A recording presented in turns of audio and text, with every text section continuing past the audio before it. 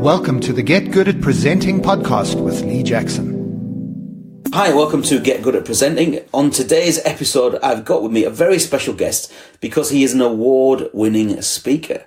I've got the brilliant Leon Bamforth. Hi, Leon. Hi, Lee. How you doing? Yeah, very good. Nice to see you again. So, Leon, we met, I think, a couple of years ago. I was delivering a course in the NHS on presentation skills, and you got on that course. And then after that, you started to do speaking. Yeah. I was sat at my desk at work. I worked in the hospital in Leeds at the time. And I came across a free course that I could go on. And it was it seemed like I could get a free day off work, which was true. So I went along to that course and was just blown away, really. It was just something I'd never considered before, the idea of professional speaking and all the effort that actually went into to being a speaker. Just to clarify for the listeners, I haven't invited Leon on here to tell you how good I am or anything. It was just I just thought it was an interesting story because he has won a big award just a few weeks ago. So you came on because I do like some open courses a year for this big hospital trust, and so it's available to anybody. Mm-hmm. And you just got yourself on there, and then that world of speaking opened up to you. And then a few weeks ago, what were you awarded with? What did you win? So I won the Speaker Factor of the Year award for the Professional Speaking Association. Wow. So you are the Speaker of the Year.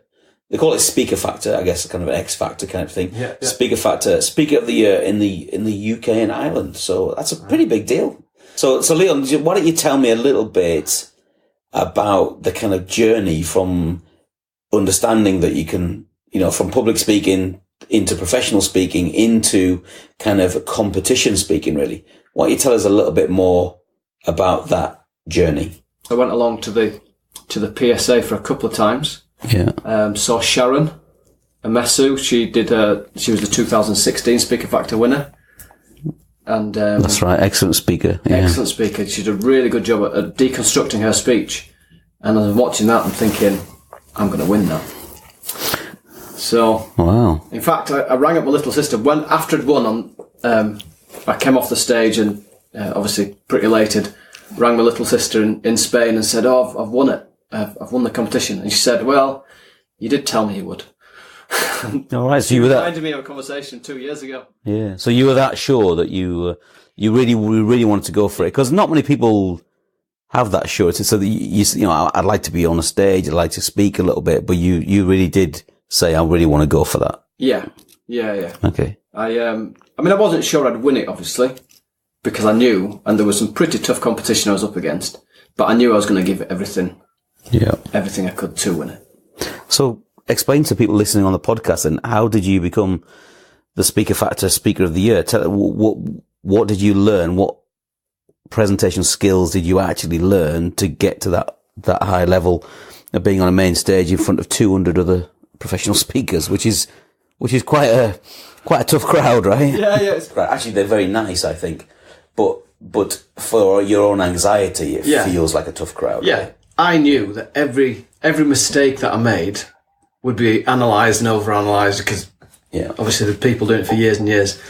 So I think it really obviously resonated with me, the speaking. From your course, at the end of the day, you said, if you take 2 or 3 things from this, it'll be good, mate. And because I'd been that blown away by it, I'd written that many notes. And also on my next speech, I took 23 things. 23 bits of feedback. 23 bits of feedback that all the way from how I prepare, how I deliver, how I use slides. Bullet points were taken out back and shot. So just so the listeners understand, the Speaker Factor is actually just a 5-minute speech, right? Yeah. So you're not there for an hour and a half. You're just learning to craft what is the most difficult kind of speech, and that's a short speech. Yeah. So it's only 5 minutes. So you took 23 bits of information back. So not for Speaker Factor. So that was the next. So I was doing a lecture for someone helping out a friend at university. Yeah. And so presenting something there. And I had that in. In fact, that was probably what sparked me doing the course in the first place, to be honest. I thought maybe I could learn a few pointers. So I took 23 things from that, and then I've just built it and just kind of become a little bit obsessed I'll be honest, with trying to just hone the skill. And then obviously as you go to PSA, you get expert after expert in loads of different things, and they'll tell you, you can try this worked for me, just try that. And each time I can just push myself a little bit higher, a little bit better, and just try a little bit more. And really, so when it came to the speaker factor speech, so I knew that I wanted to tell a story that meant something to me. But I also knew I had to tell a story that meant something to the audience. So I see. I knew, for example, that I wanted to move the audience. And so I told, been quite a personal story to me. I guess I was quite vulnerable in telling a story about when my son almost died in hospital.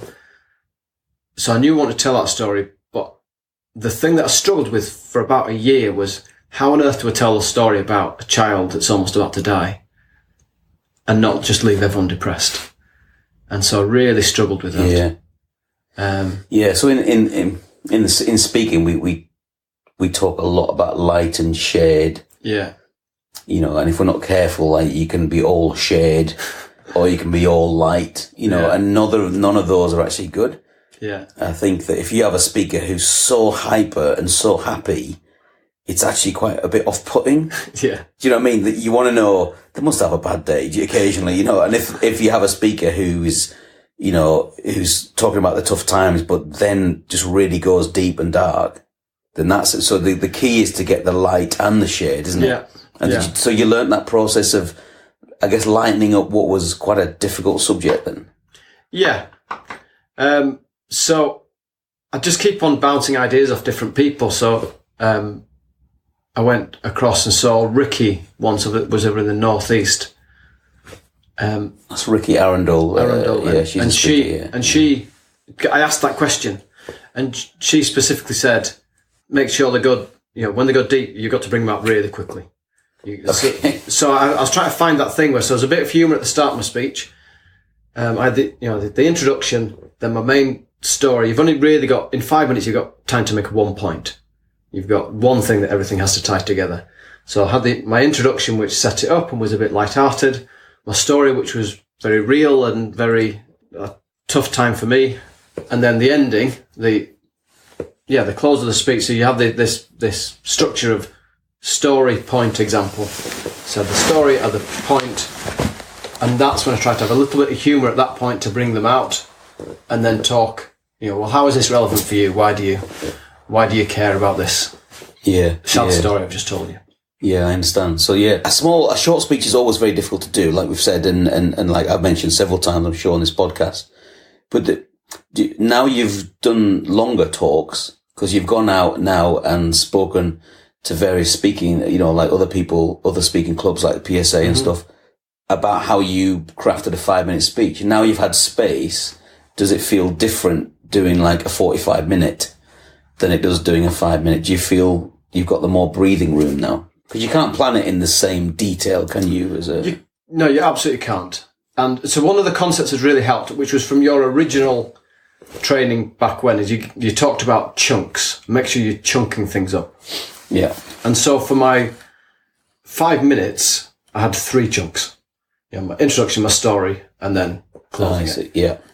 And really, when I'm doing longer speeches, it's really just that. I'm just finding chunks. I'm going to talk a little bit about that. I'm going to talk a little bit about that. So I've got, a chunk about, the obviously introducing it and how I got into speaking, and talk a little about what we've talked about today. I talk about, for example, I might talk about the speech itself and how that's, the structure of that. So just using those chunks kind of takes the pressure off, actually, in terms of, and also allows me to be really flexible to the audience as well, because if I've run over on one thing, I can just drop. I've got a full chunk I can just get rid of. I've got other things I can bring in, so I can be adaptable to the audience. Yeah, so just in case people don't know that, so the idea of chunks, I get people to say, stop thinking, if you've got an hour's presentation to do, then stop thinking of a presentation as a complete unit. So that, and on Post-it notes or cards or something, Post-it notes work quite well. Post-it notes with a marker pen, just chunk it up. So it's a 3-minute chunk of this, then a 3-minute video, then 3 minutes of stats and data, and then 3-minute story, and then a 3-minute discussion. Whatever it happens to be, you just chunk it up into that way. So I'm glad that worked, because because I always thought that when I realised that, and when I realised that my talks were chunks of stuff that I linked together, then I felt that it reduced my anxiety. It reduced the pressure on me, I think. And it was like, oh, well, I'm just bringing a bag full of chunks that I'll work together. And obviously there's more to it than that. But I'm glad that worked. And maybe some of the listeners might understand and might take the pressure off, because I was coaching someone this week and they had, I've got, the words that she used was, I've got a big presentation next week. A big presentation. So those words were like, I've got this like monolith, big chunk of stone, big presentation to do. And once she was on my day, and once we dissected that, she was able to go, oh, actually, it is only 3-minute chunks of stuff that I already know. Yeah. And with a good introduction and linked well and that kind of thing. So yeah, you could almost see her relaxed. Do you know what I mean? And it's useful, but it's also useful the other way in terms of making sure you make it interesting. So if you've got 3-minute chunks or 5-minute chunks, I see. Everything has to have a point, and you're moving it forward. You don't all of a sudden, you're not telling a 20-minute monologue of when you went to the shops and bought a packet of crisps. You're splitting it up and making sure, okay, this whole idea of story point example. So you've got an opening for your chunk, you've got a point for your chunk, and then how does that relate to you? And so I think as well, it helps me be more interesting, and helps me, again, answer that question of what's in it for you. It kind of, you can take each chunk as a thing. Yeah. So that's a nice sort of story, point, and then, what you say? Example. Yeah, so the story is like a launch pad to something. Then you make the point of the story in case people missed it.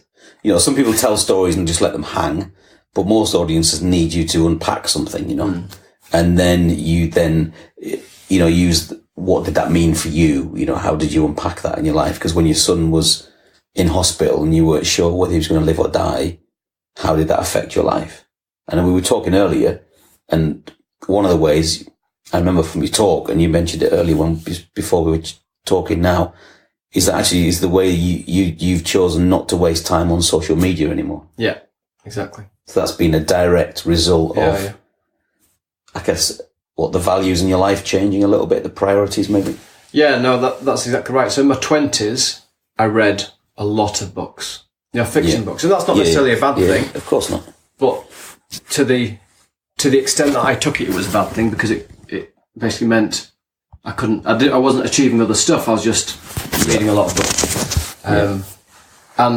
And you put up with stuff. And so that it was a really defining moment for me, being in hospital and making me realise, actually, I've got a few decades to make a mark on this planet and to help other people and to be of value. And I'm not gonna waste it anymore. I'm gonna make a difference. That's a big thing to do, isn't it? And a big thing to remember, because most people just literally, like people talk about, I do lots of things in my life, various things, but I've never understood the whole concept of having a pastime. So a pastime is somewhere where you waste time doing something. I'm always like, I'd rather do some, sort of, if it's basketball, I'll watch a bit because I want to, or I'll go and play a bit of basketball. I would never want something just to waste time. I've never really done that. Exactly. And so the funny thing is, so the introduction to my Speaker Factor speech is me wasting time. So when I was 15, I was in a French mock exam. The poor teacher came in and was just frustrated with us because we were messing about and, not head down. And we were only you'll resonate for you, Lee. We were only a few weeks away or a couple of months away from our main GCSE exams. Yeah. And we just weren't taking it seriously. And so she got really frustrated and did this whole thing of you're wasting time in your exam. And at the time, I found that hilarious.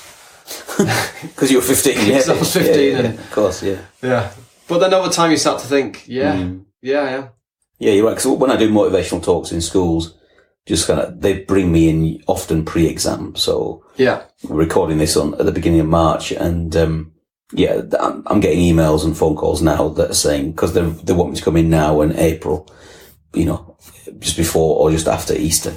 because they want me to come in and basically help them to understand, you need to crack on now. Yeah. You know, you need to put some work in. Yeah. So I understand. Yeah. So you were, yes, but so you remember that when you were 15, and then it's funny things to remember, isn't it? It is, yeah. And then you put that, even in this little 5-minute talk, you put that little story of you wasting time when you're 15, and that's relevant now, in your middle age or whatever.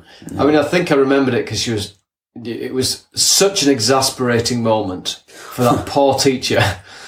So, yeah, it is, but it's funny, like you say, it's funny things you remember and funny things come back into your mind, and you think, what could I have achieved if I'd actually taken that advice to heart back then? So I guess one of the questions that people will have for you is, how did you get it down to 5 minutes?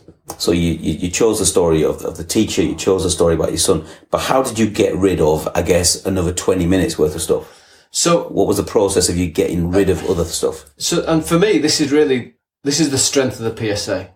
And so it's not actually about winning the speaker factor. It's about how do you use the PSA. Okay. Because you've got some people that have been doing this for years and can just help to push and up your game. So the summer before the speaker factor, I came to Udinton and said, Lee, I've got some ideas. Would you mind helping me out a little bit? And so gone and performed it at Toastmasters, the speech that I thought I was going to give. And then I sent it to you, and so you went through and you gave me a little bit of advice for that, which just really helped to hone it down and to focus it. And then as well, after I won the regional, the then president of Yorkshire PSA, Nathan Littleton, also just went over and helped me with the script and helped me just to really focus it on that one concept, that one thing of wasting time. Yeah. So I think... Which I think is why people book me as a presentation coach, because you sometimes need an external voice, don't you? Yeah. Because you're way too close. Yeah. You're way too close to your story, and particularly when it's a moving story, like your son's about to die and you're watching a machine in the hospital. Yeah. Because your whole talk is about the bleep of the machine, beep, beep, all that stuff.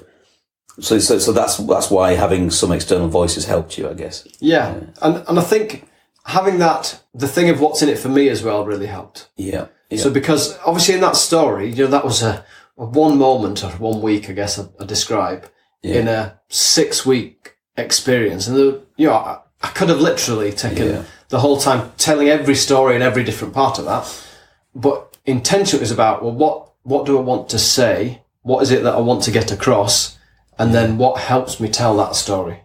Yeah. What helps to make that point emotional? I could have come on and said, everyone, stop wasting time. You're wasting time on TV. You're wasting time on social media. Just stop it, guys. Yeah. And then got back down. And that would have probably been the old me. Let me give you some advice, son.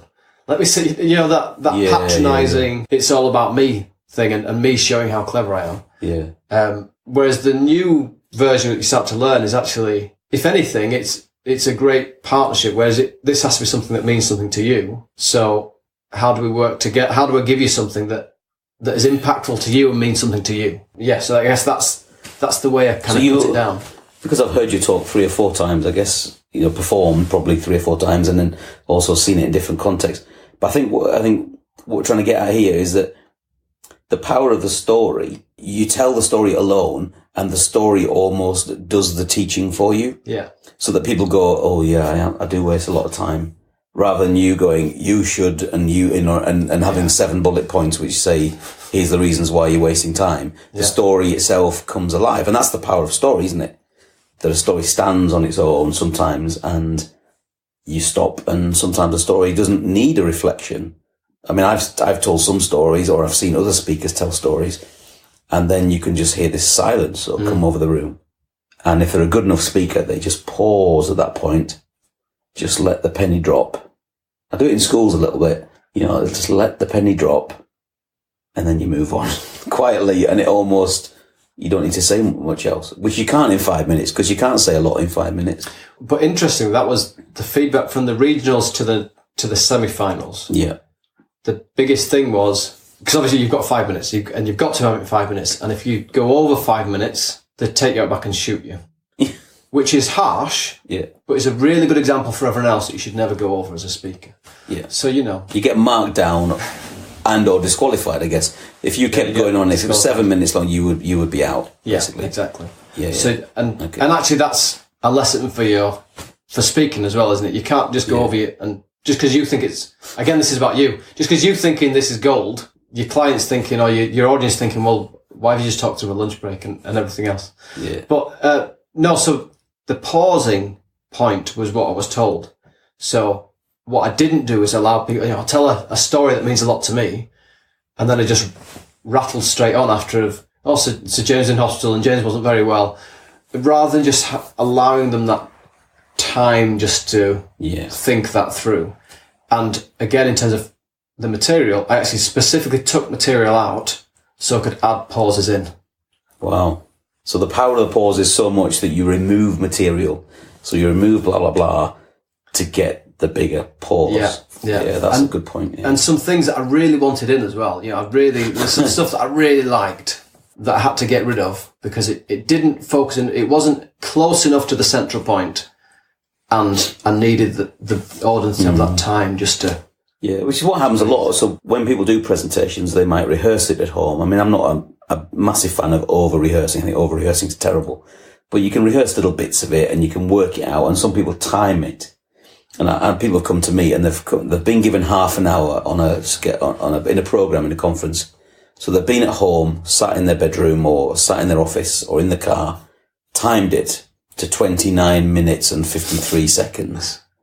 And they've gone to a conference and it gets laughs and they get heckled and they start 2 minutes late. And so they all fall apart because it shouldn't, you've got to allow some space for the audience reactions. Yeah. Comedians have to leave space for laughter. Hopefully they'll make people laugh. And so you've got, if you make people laugh, you've got to create space for it. Same thing with pauses and everything else. Yeah. So a half an hour talk, you should probably prepare 20 minutes. And if you need to, do a Q&A or something at the end to fill the time. But no one's ever complained, in my experience, no one's ever complained if someone did less than was on the program. Because you got a coffee earlier or you do a Q&A or something happens and the organisers love you if you either stick to time or even if you finish a couple of minutes early. Sometimes I set my clock like 3 minutes fast. So I might finish and then I've given them a 3-minute buffer and the event organiser's happy as Larry with an extra 3 minutes. Do you know what I mean? Yeah. And it's that thing of being more aware of them than it's not just about your speech, but thinking, well, how's my speech impacting the event organizer or the booker or the audience and taking that into account actually is one of the things I've learned. Is a really interesting, different way of looking at it, isn't it? Okay, so what other little tidbits of information would you give to other speakers who are listening to this now? What little tiny nuggets did you learn along that journey of becoming the champion speaker? I mean, the problem with the tiny nuggets, Lee, is as I come back to this 23 items, and then I've just gone away recently and gone back to my notes that I had of yours and went through of how many things I've now brought in. I got to 61. Never. 61 items. And so really, I think there are some things that make a massive difference. The what's in it for me concept, the chunking concept, the tell your own stories concept, and make it real to you. Yeah. Not like you're telling off the audience, but actually you're talking with the audience. I think that was a big thing for me that I needed to learn. But then the fun thing for me has been this journey of finding out these little nuggets to add in and add in. Definitely moving the audience is obviously a big one for me. I learned about make sure you're shifting the energy in the room. Yeah. So you're not just all happy, you're not just all sad. And I think the great thing of the PSA is that people come round and they share their expertise, and you can learn from each person. You can learn a bit more and become a bit better and a bit better. And for me, that's what it's all about. It's always about thinking of not wasting time, being that bit better, trying things out what work for you as well, because what works for them might not work for you. Yeah. So I think we've probably mentioned it loads of times on the previous podcast, but as the Americans say, it's all about stage time. It is. So you've got to be on your feet, right, to learn. You've got to be on your feet. No, absolutely. So for my speaker factor win, I remember there's a time in August where I'd listened to someone else talking about the guy that comes up with stage time, Darren LaCroix. Darren LaCroix, yeah. So I was listening to one of his programs and he said his winning speech he gave at 17 different audiences. The same speech again and again and again. Yeah. And I just remember feeling completely overwhelmed, completely thinking I don't, it's middle of August. I'm giving this thing in September for the regionals. There's no way I can do that. And I just remember observing that panic, accepting that panic. You're right. You can't do that. Yeah. And then saying, but what can I do? I ended up giving it in front of 10 different audiences. Wow. In the space of a month or something? In the space of about 6 weeks. Wow. Well, no, so to be fair, that includes the regionals, semi-finals and finals themselves. So outside of that 7. So 7 externals and 3 as part of the competition. Yeah. And wow. Over the summer. That's quite impressive. Well, so I went and joined Toastmasters, so I could do it there. I did a couple of different Toastmasters. Amusingly, so at Toastmasters, you can win the speech of the night, the speaker of the night. Yeah. On the Monday before I did my regional, I went up against another speaker, didn't win the speaker of the night against 2 people. Okay. me and someone else. Yeah. So it's funny, different audiences like different things sometimes. Of course, yeah. But yeah, so I think that 10 times, doing that to 10 different audiences and just getting that feedback and just each time just lifting it a bit higher and a bit higher and a bit higher. You really helped me with the introduction. You said specifically it needs to be bigger, Leon, because I'd started out with some quotes and started out with some ideas that I liked. But then in the end, I took that story and made it, quite an impactful. Some people. I can't remember saying any of this to you, by the way. Yeah. But I was happy to help. That's fine. Yeah, because an intro. The problem with an intro is because even in the final or in the heats, you were one of 13 competitors, I think, in the heats, and in the finals you were one of 6 or whatever. So and I was hosting both of those. Yeah. So it was, in order to stand out, your introduction has to be big. So if you want to stand out in a conference, then your introduction needs to be big and bold and basically just so people go, oh, right, I might listen now. So even that, just 10 seconds introduction can make a big difference, right? Yeah, absolutely. And not everyone liked my introduction, interestingly. Yeah. It's because I shout at the audience, which is not something I typically do for a speech. No. But you are acting. You are in a story when you're shouting. You're not. Yeah. You're not shouting at them. Yeah. It's part of a story which then gets unfolded, doesn't it? Which makes sense. Yeah. It's the teacher who was shouting at me. Yeah. So, but yeah. So that was. I mean, it's just been a blast. It's been such a fun journey, and all of a sudden, just my sights are just opened up to this. This really, just really fun and exciting career option. And just so what's the future now then? Now that you are the UK and Ireland's Speaker Factor speaking champion, what's the future for you, Leon? As you mentioned at the start, obviously I get stopped all the time on the streets. Just can't walk past anyone without them recognising me. It's because you've been on Crime Watch. Could have been nothing to do with Speaker Factor. No, so I think the way that I won Speaker Factor was by not getting overwhelmed, but by just chipping away and just doing what I can and just keep on chipping away at doing the next thing and the next thing and the next thing and just keep on improving it. Allow yourself to be terrible at the start. It's fine. As long as you're then getting that professional advice and professional coaching and to help you improve. And so that's really what I'm doing with my career now. I've got a direction. Yeah. At the moment, I'm a business analyst. I go into businesses and I really enjoy that, helping them reorganize and reconfigure the way that they work to be better at what they do. And so for the speaking, I want to talk about that. I want to talk about communication because as a software developer way back when, I noticed I was developing software for people and giving it to them and then realized actually you didn't need software. What you needed to do was to learn to talk to someone else. Okay, yeah. Which is ironic for a techie observing that. Yeah. So I had this... So maybe you'll develop speaking and communication coaching and stuff as part of the future. Yeah, so that's the idea that I've got a direction, and the direction is to be a professional speaker, and I'm just chipping away at that direction really. And I know that if I just keep on at that, then eventually I'll get where I want to go. So it's not giving you that pressure, but as long as I keep on, rather than watching TV, if I'm checking, well, how can I up my game? And,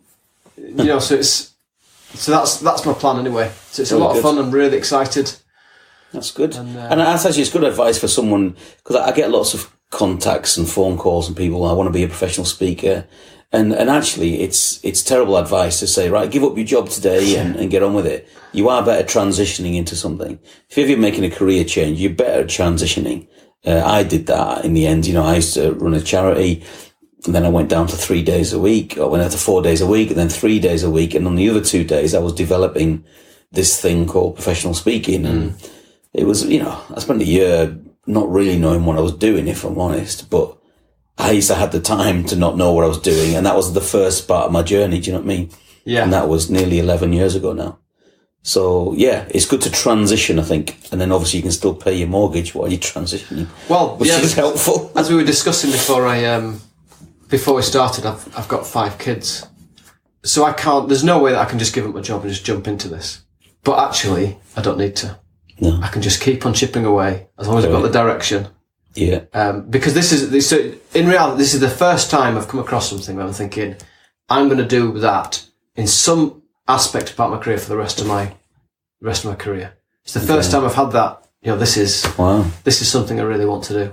Wow, that's brilliant. So we'll look out for you. And if people want to get in touch with you, Leon, how do they do that? Are you on LinkedIn or whatever? So I'm on LinkedIn. Yeah. So get in touch on LinkedIn. So it's Leon Bamforth. That's Bamforth. That's right. And there's only 2 of us in the world. Is that right? It's quite an obscure name. My name's a bit more common. There's a lot of Lee Jacksons. But, yeah. So the great thing is you can also get me on my website, which is leonbamforth.com. Ah, great. You got that? I didn't know. I didn't ask because I didn't know you got it going. So there's only 2 of us in the world, and I got there first. Well done, mate. Yeah, I couldn't get leejackson.com. I think it's owned by someone who does restaurant reviews. Okay. So it's a little bit random, yeah. Okay, Yeah. So leonbamforth.com, that's great. And then people can get all of you there and then keep track of you and we'll see. I'm sure your future's very bright, Leon. And it's, thanks. Yeah, thanks for chatting to us today. No, you're welcome. Thanks for having me on. Cheers now.